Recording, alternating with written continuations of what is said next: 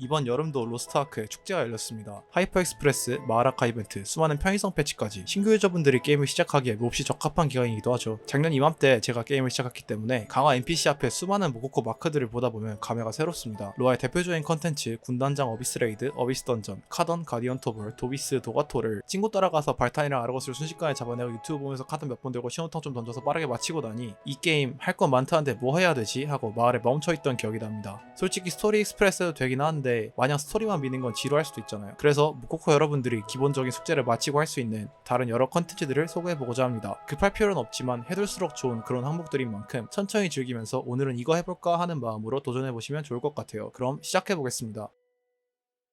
모든 것을 시작하기 앞서 계정 보안 설정은 정말 중요합니다.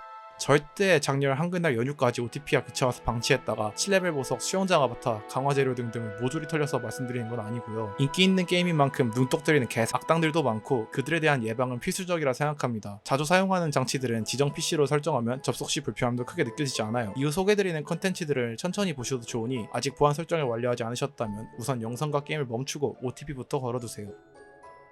일일 단위로 갱신되는 컨텐츠에는 모험섬, 카오스게이트, 필드보스가 있습니다. 모험섬은 평일엔 오전 6시에 한 번, 주말엔 오전 오후로 나뉘어 2번 초기화되며 위치와 보상은 프로키온의 나침판, 모험에선 하단 등장 알림 정보를 통해 확인할 수 있습니다. 그중 보상이 골드인 섬은 강화 비용을 마련하는 데 도움이 되고 블루홀 섬은 임무 수행 후 풍요론을 얻을 수 있어요. 아이덴티티 게이지를 더욱 채워주는 이 론은 아덴이 중요한 직업일 경우 콤보를 넣는 데 큰 도움을 주고 당장 아덴을 사용하지 않는 직업이어도 부캐들을 키울 때 한 번쯤은 사용될 가능성이 높으니 블루홀 섬이 모험섬 명단에 보인다면 방문하시는 것이 좋습니다. 모험섬의 임무들은 직관적이고 입장 후 이벤트 시작 시간을 회색 표시로 알 수 있어서 복잡한 공략을 필요로 하지 않습니다. 새로운 컨텐츠에 겁먹지 말고 꼭 참여하시길 추천드려요.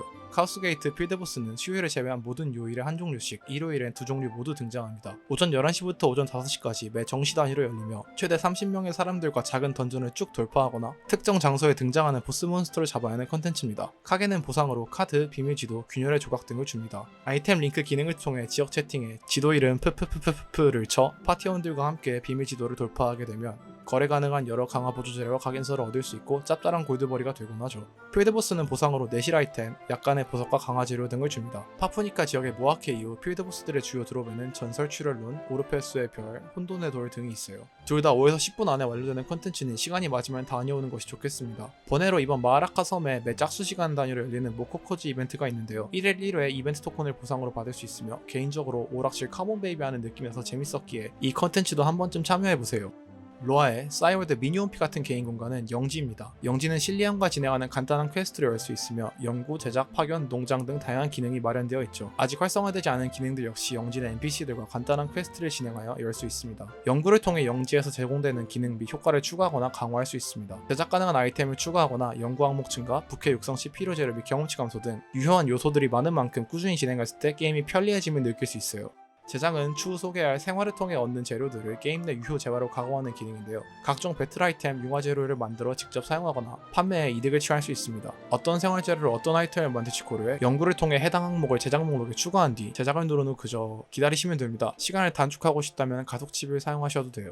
파견을에서는 영진의 교환에 사용되는 각종 인장들의 수급처 중 하나입니다. 추후 어려운 레이드에 도전할 때 만들게 될 만찬의 재료 마련 또는 전설 단재 심파론을 구매하는 데 사용되니 꾸준히 눌러주시는 것이 좋아요. 펫 목장은 펫의 숙련도를 올리고 쿠키라는 재화를 벌어오는 곳입니다. 공방에서 일하는 펫들은 목장에서 휴식을 취할 수 있어요. 쿠키는 전설 펫 업그레이드뿐 아니라 이렇게 예쁜 아바타들을 마련하는 데도 사용됩니다. 농장에선 생활을 간단한 클릭으로 완료할 수 있습니다. 가성비는 좋지 않지만 시성비는 뛰어난 곳이죠. 본인이 직접 사용할 재료를 크게 시간 들이지 않고 수급하고 싶을 때 이 두 가지 조건이 맞는다면 이용하시는 편이 좋습니다. 훈련소는 부캐의 전투 레벨을 올리는데, 지식 전수는 부캐의 스토리를 자동으로 밀어두는 데 사용됩니다. 설명은 복잡해 보이지만 몇 번 누르는 정도로 금방금방 조작할 수 있고 그 성과 또한 좋으니 아직 영지가 없으시다면 지금 받으러 가보세요.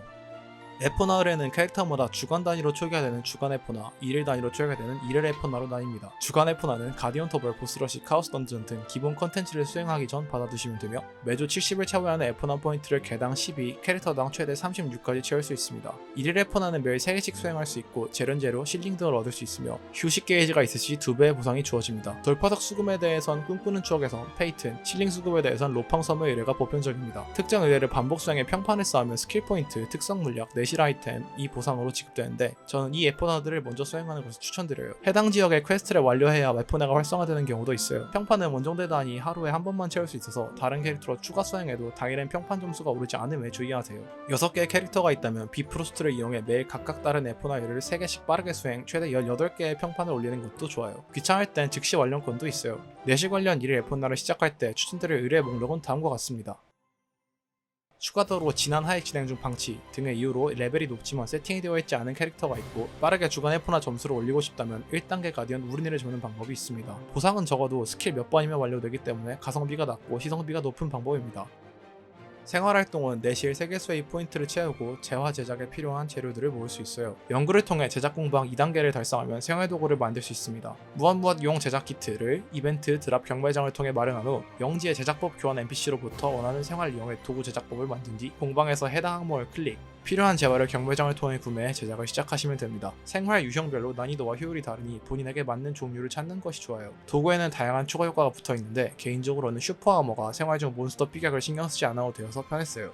생활 UI는 B키를 눌러 전환할 수 있으며 중앙에 생활의 기운이라는 게이지를 모두 소모할 때까지 진행할 수 있어요. 빠른 진행을 위해선 더 많은 게이지를 소모하고 더 많은 보상을 얻는 아이템, 도약의 정수를 사용해도 됩니다. 본격적으로 기운을 태우기 전 로아 생활 루트에 관한 다양한 글을 참고해 최적화된 생활을 진행해보세요. 저는 낚시를 주로 하진 않지만 함께 새어를 낚다 보며 온라인 친구가 되는 경우도 있더라고요. 저의 길드원 몇 분은 길마와 낚시를 하다가 함께하게 되었어요. 경쟁이 많고 보상이 짭짤한 고각도 좋지만 반대로 느긋하게 옆에 사람과 얘기하면서 할 수 있는 낚시도 매력있는 재밌는 생활 컨텐츠라고 생각해요.